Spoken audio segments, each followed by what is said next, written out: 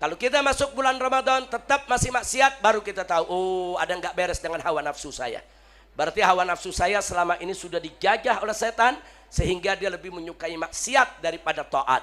Nah justru dengan puasa itu kita dilatih untuk agar bisa mengendalikan hawa nafsu. Makanya lihat Bu, di bulan Ramadan makan minum itu halal, tapi di siang hari nggak boleh kita kerjakan.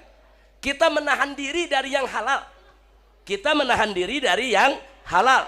Suami istri itu berhubungan halal, dia nikah, tapi di siang hari bulan Ramadan nggak boleh.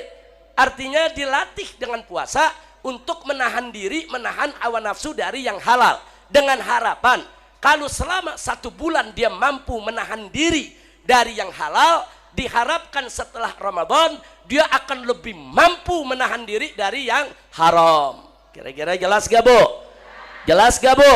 Nah, jadi Ramadan itu pelatihan yang luar biasa. Kalau puasanya mau sehat, tiru puasanya Nabi. Nah puasanya Nabi apa? 1, pakai niat. Ibu malam niat, besok mau puasa. Itu besok sepanjang hari ibu kuat nahan haus dan lapar. Tapi suatu ketika ibu nggak niat puasa. Tahu-tahu pagi nggak makan, siang udah lapar belum? Lapar. Sore makin lapar. Nah disitulah perannya niat. Begitu kita pasangkan niat Bu ya, dari dalam jiwa kita itu ada instruksi ke otak kita, ke akal kita. Otak ini langsung memberikan instruksi ke seluruh jaringan di tubuh. Hei lambung, hei usus, hei pankreas, hei limpa, hei liver, semuanya diperintahkan. Ingat, besok kita akan berpuasa. Selama sekian belas jam kita tidak akan ada asupan makan dan minum. Jadi hemat-hemat keluarkan energi. Hemat-hemat keluarkan itu kelenjar hormon dan lain sebagainya. Jaga. Nah begitu ada perintah sedemikian rupa, semua tubuh kita dalam keadaan siaga. Begitu besok kita puasa, nggak berasa. Yang kedua, puasanya Nabi bagaimana? Nabi puasa pakai sahur Bu. Bahkan sahurnya diakhirkan oleh Nabi. Nabi sahurnya nggak jam 12 malam Bu. Oh nanti subuhnya 3:30, 3:30 kita sahur Bu. Nah Nabi ajarkan sahur-sahur. Jangan ada anak muda bangga, Habib saya puasa 1 bulan tanpa sahur, hebat saya. Bukan hebat, bahlul. Loh kok begitu Habib? Justru kalau kamu sahur, 1 dapat pahala karena mencontoh Nabi. 2, kalau kamu sahur nanti siang harinya kamu tetap produktif, nggak cepet pusing, nggak cepet capek, bisa kerja, bisa ibadah. Yang ketiga, justru kalau kamu sahur, puasa kamu jadi obat sehat. Gara-gara nggak sahur, habis Ramadan selesai, didapat sakit mah.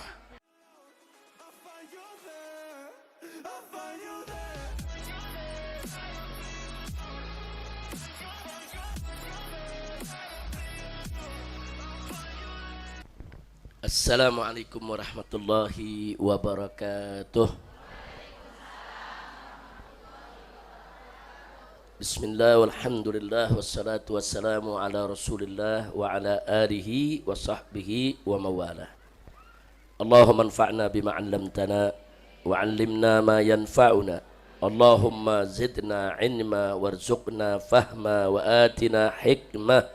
Allahumma barik lana fi majlisina hadha birahmatika ya arhamar rahimin. Walhamdulillahi rabbil alamin. Taqabbalallahu minna wa minkum fataqabbal ya karim. Kepada segenap para ustazah, para ummahat, para akhwat, alhamdulillah pada kesempatan hari ini kita kembali berkumpul dalam majelis taklim bulanan kaum ibu di Masjid Markas Syariah Megamendung. Alhamdulillah. Dan hari ini Bu sekaligus penutupan sementara. Nah, sebab di hari Kamis ketiga bulan yang akan datang kita sudah masuk Ramadan. Karena itu hari ini penutupan sementara, kecuali pengajian bulanan yang di Petamburan. Nah, itu hari Sabtu pertama dan hari Ahad pertama belum ditutup. Nah kenapa belum ditutup? Karena diperkirakan puasa itu jatuh antara tanggal 11 atau 12 Maret. Tanggal 11 atau 12 Maret dan nanti kita lihat saja pengumumannya. Nah, karena itu sekali lagi kalau pengajian bulanan awal bulan yang di Petamburan belum ditutup. Ditutupnya nanti insya Allah bulan Maret yang akan datang. Tapi kalau ibu-ibu yang di Bogor, yang di Megamendung, hari ini sekaligus penutupan insya Allah. Nah, kenapa kita tutup Bu pengajian di di gunung ini? Karena selama Ramadan itu ada pesantren Ramadan yang diikuti satu oleh seluruh santri Markas Syariat ditambah santri-santri dari luar selama 20 hari. Di pesantren ini ada kegiatan. Itu belajarnya Bu dari mulai subuh sampai selesai tarawih. Terus selama 20 hari belajarnya maraton, diikuti oleh banyak santri dari berbagai kalangan, dan setiap malam di sini ada sholat tarawih satu malam 1 juz setengah. Jadi sholat tarawihnya 1 juz setengah, sehingga malam 20 Ramadan di sini khatmul Quran. Jadi khatam Qurannya tuh malam 20 Ramadan. Tapi memang pesantren kilat ini belum ada untuk kaum ibu, belum ada. Ini baru ada untuk santri-santri lelaki. Nah, jadi kalau nanti ada anak-anak ibu, keponakan yang mau ikut, tinggal hubungi saja Markas Syariah insya Allah. Nah, baiklah ibu-ibu yang saya cintai, tadi pelajaran demi pelajaran sudah kita dengarkan dari ustazah-ustazah kita. Di sini tadi ada Sarifah Najwa, ada Sarifah Sami'ah, ada Sarifah Mumtaz, yang alhamdulillah semua sudah memberikan ilmunya untuk kita. Begitu juga ada Habib Muhammad, Ustadz Asep lagi kurang sehat, ya Kiai Haji Asep Sofyan lagi kurang sehat sehingga tidak bisa hadir pada kesempatan ini. Nah, baiklah ibu-ibu, waktu kita masih ada setengah jam sebelum masuk ke waktu zuhur. Karena kita sebentar lagi masuk bulan Ramadan, maka pada hari ini saya ingin membacakan beberapa hadis yang berkaitan dengan puasa Ramadan insya Allah. Nah, di sini hadis pertama yang ingin saya sampaikan yang diriwayatkan oleh Al-Imam Al-Bukhari dan Al-Imam Muslim rahimahumullah, di mana diriwayatkan dari Abu Hurairah bahwasanya Nabi bersabda dalam satu hadisnya, beliau menyatakan, man shoma ramadana imana wahtisaba ghufira lahu ma taqaddama min dzambi. Shadaqan Nabi sallallahu alaihi wasallam. Ini hadis luar biasa ibu. Pertama, hadis ini diriwayatkan oleh Bukhari Muslim, sehingga nilai kesahihannya tidak kita ragukan lagi. Yang kedua, dalam hadis ini singkat, padat, ringkas, jelas. Nabi menyampaikan kabar gembira untuk kita semua, di mana beliau mengatakan man shoma ramadhana, barang siapa yang berpuasa Ramadan imanan, dengan penuh keimanan kepada Allah Subhanahu wa taala, wahtisaba, dan penuh keikhlasan, hanya mengharap ridha Allah, tidak minta dipuji oleh orang atau ingin mengharapkan sesuatu di luar daripada keikhlasan. Maka Nabi mengatakan, barang siapa yang puasa Ramadan seperti itu, imana wahtisaba, dengan penuh keimanan dan penuh keikhlasan, maka apa ganjarannya? Ghufira lahu, niscaya pasti Allah ampuni baginya, ma taqaddama min dzambih, apa-apa yang telah lalu dari dosanya. Subhanallah, Bu. Kita di sini ada yang bersih dari dosa enggak? Kita manusia semua punya dosa, mau laki, mau perempuan, mau kiai, mau santri, mau nyai, mau santriwati, pasti punya dosa. Nah, puasa Ramadan ini termasuk salah satu cara bagaimana Allah menghapus dosa kita, Allah mengampuni kesalahan kita, Allah bersihkan diri kita dari segala kesalahan, dosa-dosa kita yang sudah kita lakukan di masa lalu. Kapan lagi kita bersihkan diri dari dosa? Kapan lagi kita sucikan diri kita daripada kesalahan? kalau bukan di bulan Ramadan. Jadi manfaatkan betul Bu, jangan sampai bulan Ramadan nanti ada yang sengaja meninggalkan puasa di bulan Ramadan, jangan. Jadi kalau kita mengaku sebagai orang Islam, salah satu daripada rukun Islam adalah puasa Ramadan, puasa. Nah, jangan sampai berbagai macam alasan kita gunakan, kita seenaknya meninggalkan puasa. Na'udzubillah min dzalik. Ingat Bu ya, puasa itu rukun Islam, sama seperti sholat. Sholat itu rukun Islam, puasa itu juga rukun Islam. Nah, jadi jangan sampai puasa ini kita lalaikan. Sebagaimana kita wajib menjaga sholat kita, kita juga wajib menjaga puasa kita. Hanya saja tadi saya sampaikan Bu, bahwa puasa ini punya nilai yang sangat istimewa. Dia punya kekuatan untuk menghapus dosa-dosa masa lalu kita. Nah, itulah pentingnya kita ibadah. Ada dosa Bu yang bisa dihapus dengan sholat, tapi ada juga dosa yang bisa dihapus dengan puasa. Ada lagi dosa yang bisa dihapus dengan sedekah. Nah, klasifikasi dosa-dosa mana yang dihapus dengan sholat, mana yang dihapus dengan puasa, mana yang dihapus dengan sedekah, hanya Allah Subhanahu wa Ta'ala yang tahu. Nah, makanya kita lakukan segala kebaikan, kerjakan semua kebaikan. Allah nyatakan dalam Al-Quranul Karim, faqala ta'ala fastabiqul khairat, berlomba-lombalah kamu dalam kebaikan. Berlomba-lomba kita dalam kebaikan. Karena kadang-kadang ada satu amal baik yang mungkin kita lihat nggak seberapa, tapi justru itu yang membuka pintu rahmat dan maghfirah Allah bagi kita. Kadang-kadang ada satu amal baik nggak seberapa, tapi ternyata gara-gara amal baik tersebut justru dosa kita semua diampuni oleh Allah. Nah, seperti yang Nabi cerita Bu ya, bagaimana ada seorang perempuan pelacur. Oh, itu kalau udah disebut pelacur saya udah nggak bisa cerita dosanya lagi tuh. Setiap hari dia jual diri, setiap hari dia berzina. Tapi suatu ketika begitu dia melihat ada seekor anjing kehausan, dia bantu. Dia bantu dengan tulus, dia bantu dengan ikhlas, saudara. Karena dia iba, ada rasa iba, rasa kemanusiaannya yang tinggi. Dia nggak tega lihat ada hewan, saudara, yang kehausan.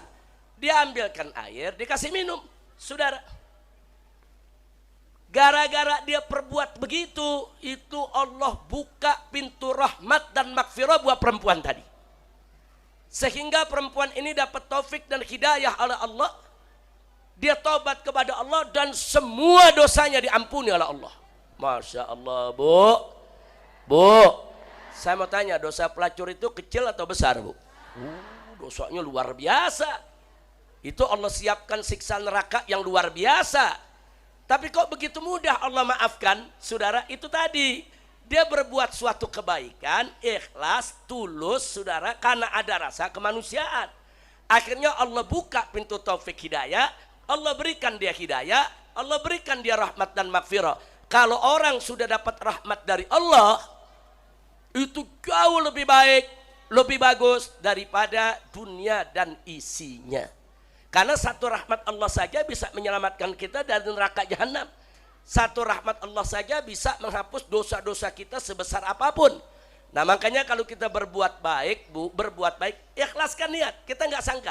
Kadang-kadang gara-gara satu perbuatan, justru itu yang akhirnya membuka pintu rahmat dan maghfirah untuk kita semua. Insya Allah. Nah, makanya, kalau amal-amal seperti itu saja bisa membuka pintu rahmat maghfirah, bagaimana pintu-pintu kewajiban?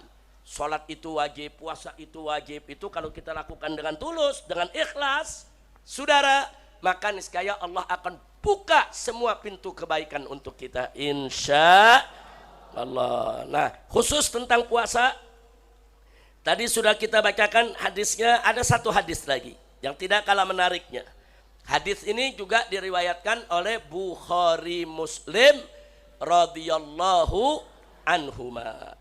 Di mana di sini diceritakan, saudara, juga dari Abu Hurairah, Nabi mengatakan alaihi salatu wassalam, kullu amal ibni Adam lahu illa shaum.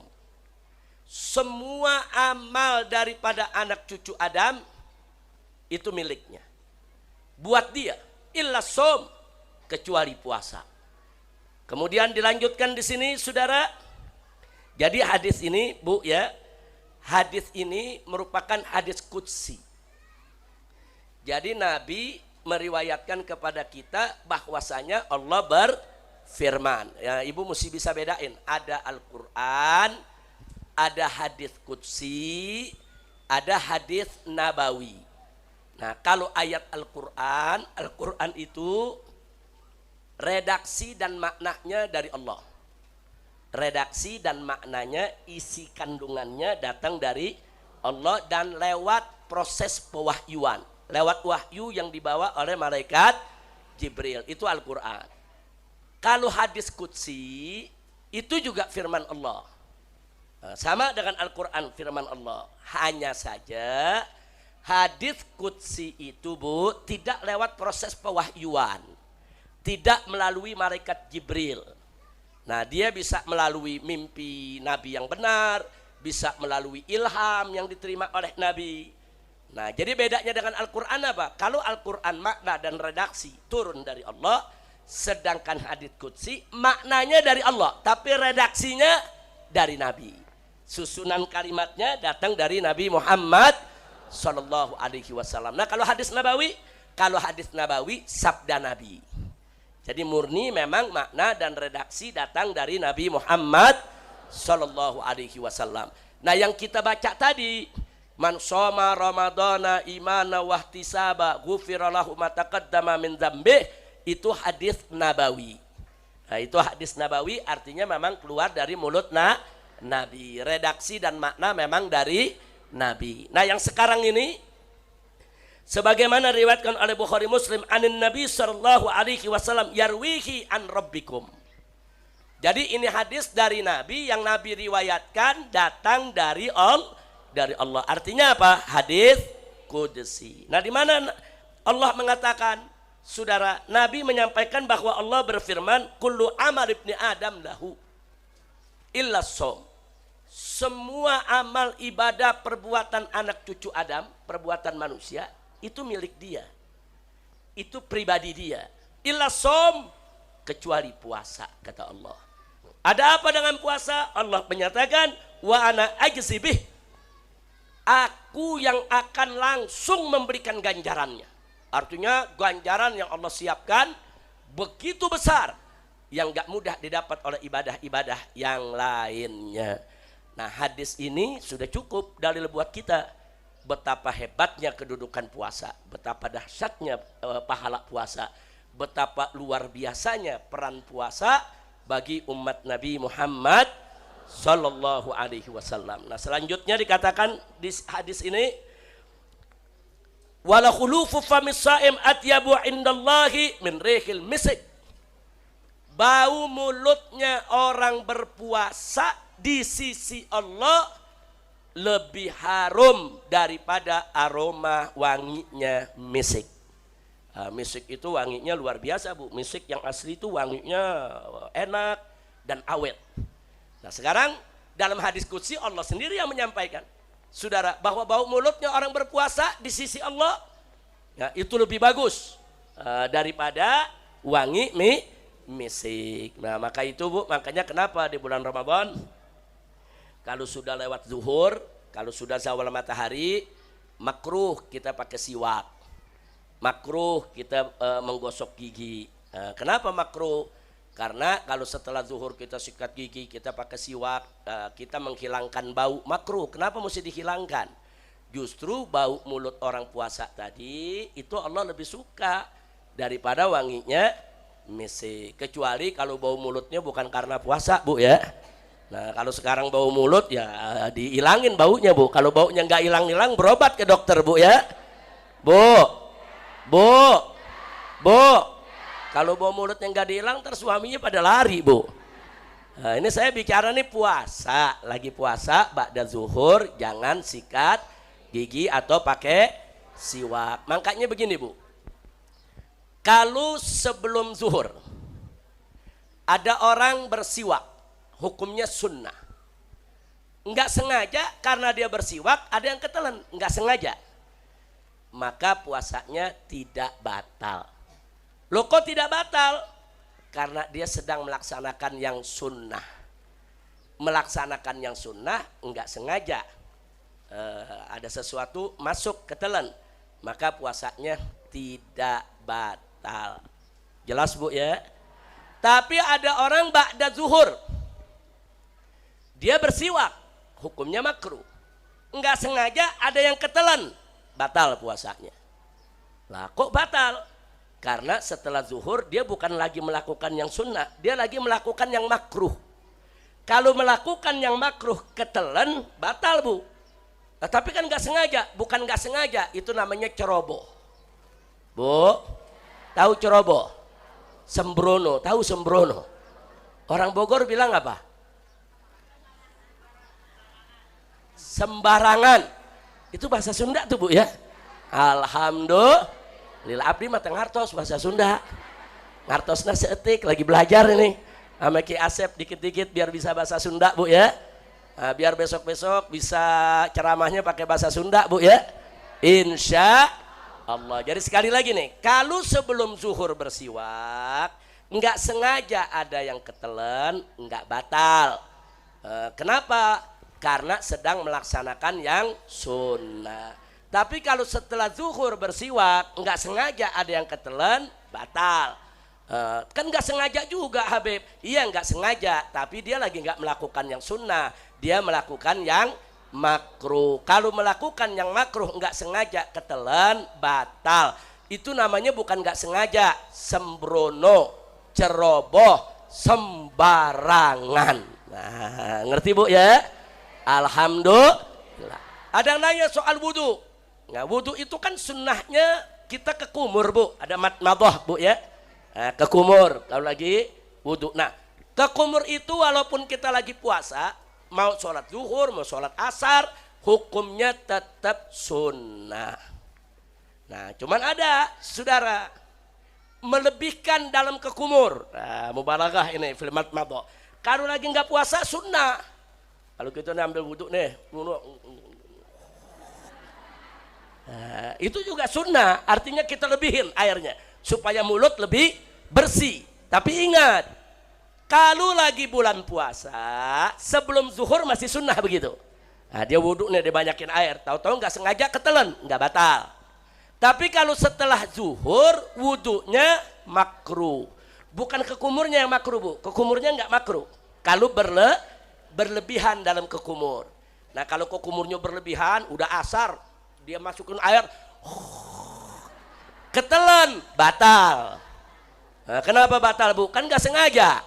Bukan gak sengaja, udah tahu makruh, dia kerjain. Itu namanya apa Bu?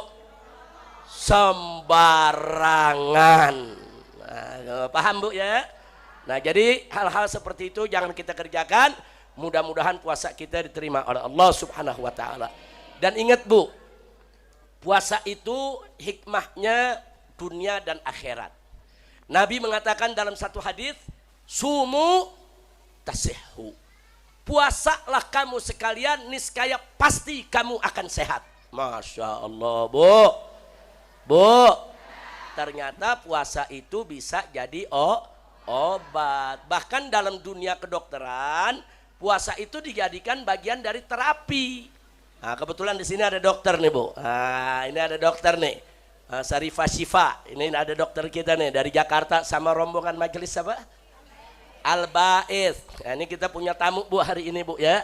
Ada rombongan pengajian ibu-ibu dari Jakarta, namanya Majelis Taklim Al-Ba'ith. Nah, ini salah satu rombongannya ada dokter nih. Jadi kalau saya salah ngomong nanti soal medis biar dokter aja yang protes Bu ya. Bu, ternyata dalam dunia medis sudah ada penyelidikan sejak ratusan tahun yang lalu tentang hikmah puasa. Nah, ternyata puasa itu apa Bu? Puasa itu satu, itu bisa menjadi terapi obat bagi yang punya sakit diabetes, sakit gula, sakit kencing manis. Bu, banyak gak yang kena sakit gula? Nah, salah satu terapinya adalah puasa. Makanya Nabi suruh kita puasa bukan bulan Ramadan saja. Kita dianjurkan juga puasa Senin Kemis. Atau puasa Daud, sehari puasa, sehari tidak puasa. Semua buat kesehatan kita. Semua buat kesehatan kita. Jangankan manusia, Bu. Bu. Tahu ayam? Ayam kalau bertelur, kemudian dia pengen keremin itu telurnya supaya menetes, ayam puasa, Bu. Dia tidak dikasih makan, dia nggak mau makan. Dikasih minum, dia nggak mau minum. Kenapa? Karena untuk netesin telur, ayam itu perlu menaikkan suhu badannya. Supaya badannya tuh panas. Begitu badannya panas, telur-telurnya akan mudah untuk menetas. Bagaimana supaya badannya panas? Dia puasa. Jadi ayam paham untuk melahirkan generasi penerus yang bagus, puasa. Bu. Nah, ini kalau sama orang Megamendung saya kasih contoh satu lagi. Tahu ular, Bu? Ular, Bu. Wah, orang Megamendung udah kenal udah. Nah, karena di kebun sering ketemu ular, Bu ya. Tahu dari Jakarta yang ketemu ular langsung lari ini. Bu. Ular kalau lagi mau ganti kulit bagaimana, Bu? Bergerak gak? Enggak bergerak, diam. Kita pikir dia mati. Betul, Bu? Nah, dia diam, enggak bergerak. Itu bisa seminggu, 2 minggu. Nah, orang yang nggak tahu dia pikir mati. Bukan, dia lagi puasa. Kenapa dia puasa? Supaya dia punya badan panas. Kalau badannya panas, kulit lamanya terkelupas. Begitu kulit lamanya terkelupas, datanglah kulit yang baru. Subhanallah, Bu. Makanya dalam dunia medis juga ada terapi puasa supaya apa? Nggak cepat keriput. Subhanallah, Bu, ayo mau lama gak keriputnya? Atau mau buru-buru keriput? Perempuan paling takut sama keriput. Nah, kalau nggak mau cepet keriput, banyak-banyak puasa. Itu dokter-dokter udah membuktikan. Ternyata puasa bisa buat awet muda, bisa untuk menjaga kesehatan badan. Alhamdulillah. Nah, tapi niat puasa kita bukan buat sehat, untuk cari ridho. Nah, kalau cari ridho Allah, sehatnya ngikut, nggak usah khawatir. Tapi kalau niatnya cari sehat, ridho Allahnya belum tentu dapat, Bu. Nah, jelas, Bu ya? Siap kita puasa nanti? Nah, jangan ada yang tinggalkan puasa. Dan tolong anak-anak kita dilatih, Bu. Anak-anak ibu tolong dilatih dari kecil untuk puasa. Ya, kalau anak tadi belum cukup umur, mungkin puasanya setengah hari. Ajak latih. Sebab banyak sekarang orang dewasa yang dari kecilnya nggak pernah puasa. Nah, begitu umur sudah 30-40 tahun tobat mau puasa, wah itu tersiksanya luar biasa. Menderita dia karena nggak biasa. Maka itu anak-anak ibu yang perempuan, yang laki, biasakan untuk puasa. Saya dulu punya anak perempuan 7, Bu. Ada 7 putri saya. Itu dari mulai mereka masuk TK sudah saya ajak puasa. Puasa Senin Kemis. Waktu TK setengah hari. Tapi begitu masuk kelas 1 SD, semuanya, saya punya putri 7-7-nya. Saya ajak puasa Senin Kemis. Senin puasa, Kemis puasa, Senin puasa, Kemis puasa. Walaupun kita tahu mereka belum wajib, masih anak-anak, dibiasain. Nah, karena dibiasakan begitu masuk bulan Ramadan, full puasa mereka. Karena udah biasa. Nah, saya punya anak dari masih kecil, dari mulai kelas 1 SD, puasa Ramadannya udah full. Puasa Ramadan full, tahun berikutnya full, tahun berikutnya full. Kita didik anak-anak kita dari kecil, sehingga begitu mereka dewasa, mereka melihat puasa itu bukan beban. Nah, tapi puasa itu sebagai satu kewajiban dan kebutuhan, insya Allah. Nah, itulah yang saya mau sampaikan. Akhirnya selamat datang kepada Majelis Taklim Al-Ba'its, yang kalau nggak salah mau penutupan juga ya. Mau penutupan juga sementara untuk menyambut bulan Ramadan.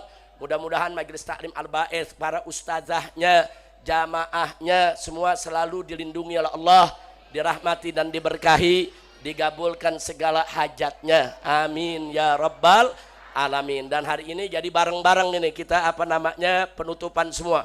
Mudah-mudahan penutupan ini menjadi penyebab daripada turunnya rahmat dan maghfirah. Amin ya rabbal alamin. Nah, kita sambut dulu bulan Ramadannya rame-rame.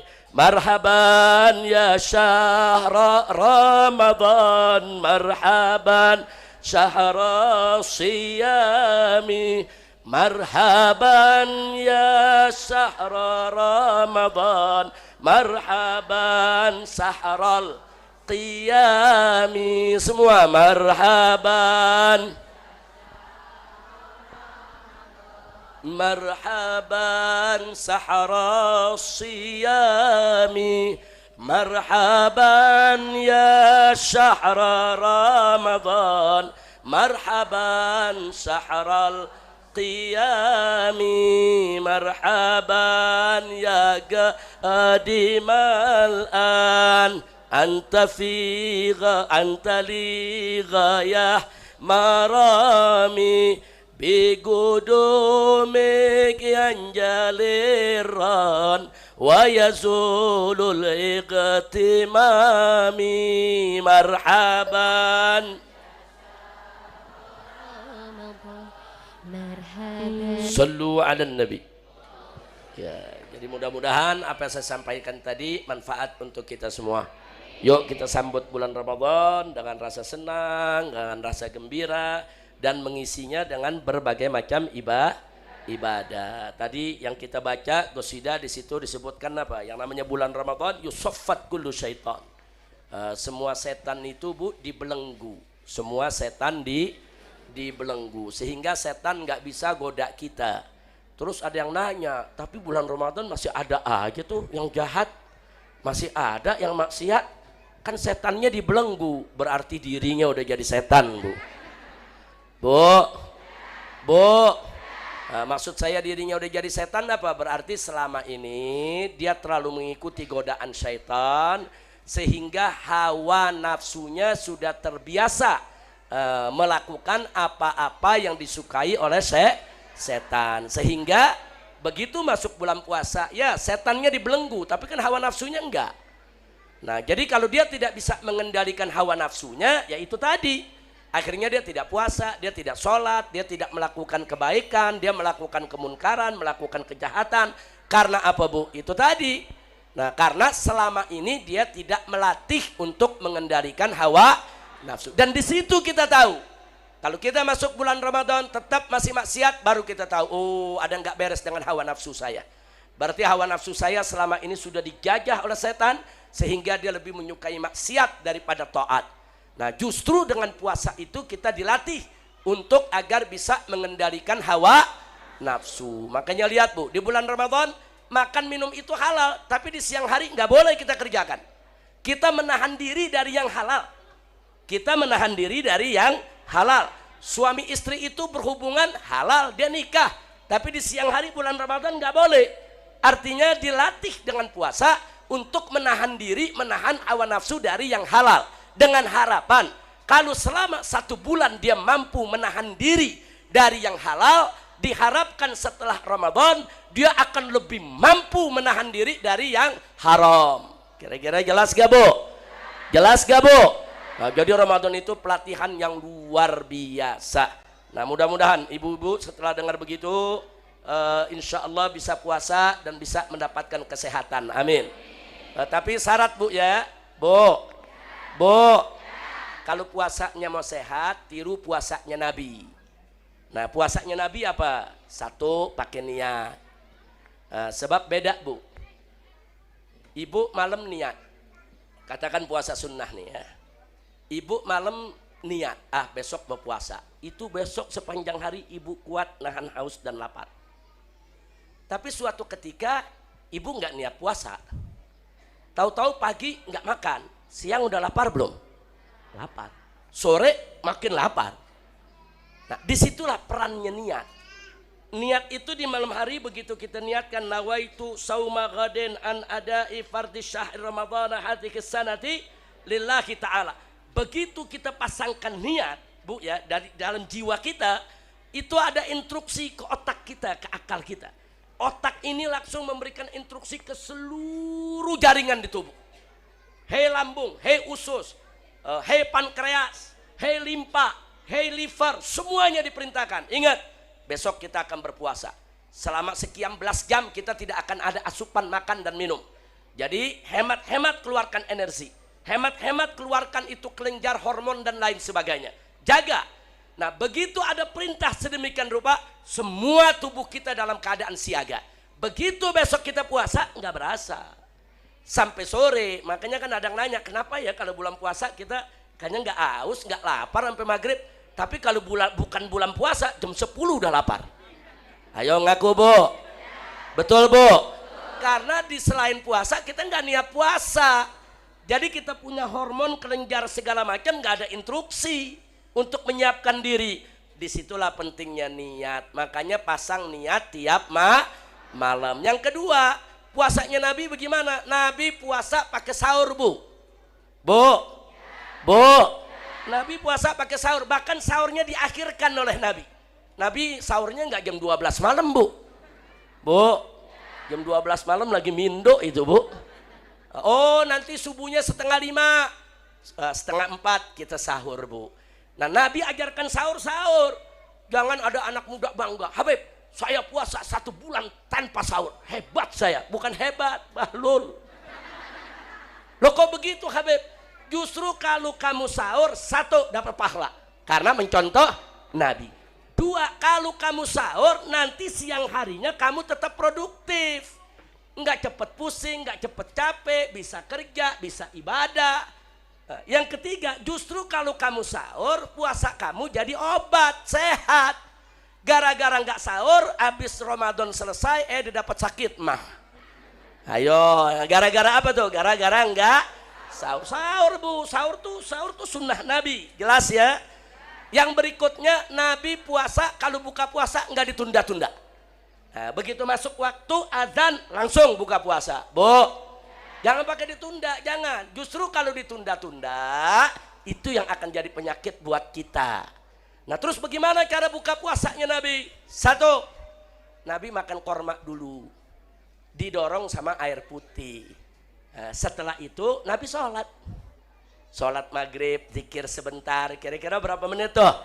Taruhlah 10 menit Bu ya. Bu, itu 10 menit yang sholatnya nggak ngebut tuh. Biasanya mau buka puasa sholatnya pada ngebut tuh. Bu, ternyata dalam dunia medis ya memang dibetulkan oleh dokter, betul. Orang kalau buka puasa jangan langsung makan daging, jangan langsung makanan yang keras, jangan langsung minum batu es yang dingin, jangan langsung makan asinan.